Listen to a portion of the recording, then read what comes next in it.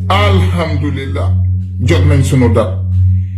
jël sunu dat téye ko rek mu mel ni sa data te dat bi sunu data peuple bi jot nañ dat bi léegi nag ku kontaan sa xol sedd mu mel ni ku yenu woon ay bërigo ba wàcc rek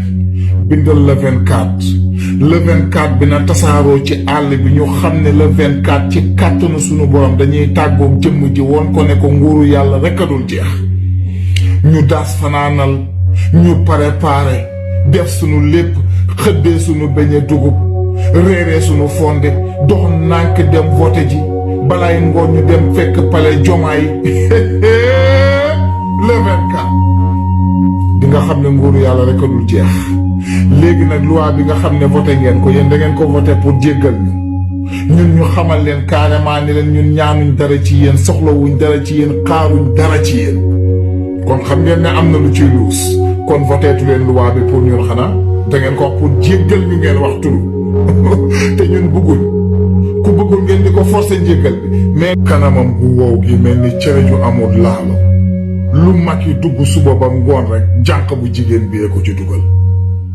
moom dafa mel ni ku amul ay mbokk rek mel ni yoru xolu jigéen rek jigéen ak nim daan amee yërmaande jigéen nga xam ne bu gisee lu nàcc sax mu jooy waaye kii mën naa tiim niw moom di ko dompat waaye loolu lépp di wax ci man débat bi mooy man dama mel ni kuñ sëfoon ay bari ko wàcceeku man sama xol moo sedd maanaam daf ma leen ne man dat baa ngi xëy ndax moom dat yi ñuy jàpp sax ñoom mën nañ ko toxal à tout moment leneen mën naa xew mën nañoo def leneen parce que ñun ak yéen yàgg na de bëri bi maanaam depuis 5 à 10 ans ci ginnaaw ñu ngi bëri rek chaque jour buñ leen daanee rek ngeen jàllal bi waat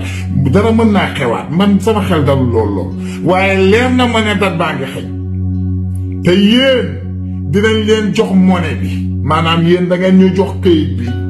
ñun population bi après ci kàttanu sunu borom wéccet bi dinañ leen ko delloo te di ngeen ko jël yow yéen ak seen njaboot yéen xam ngeen bu baax li ma leen wax ñun ak yéen ñooy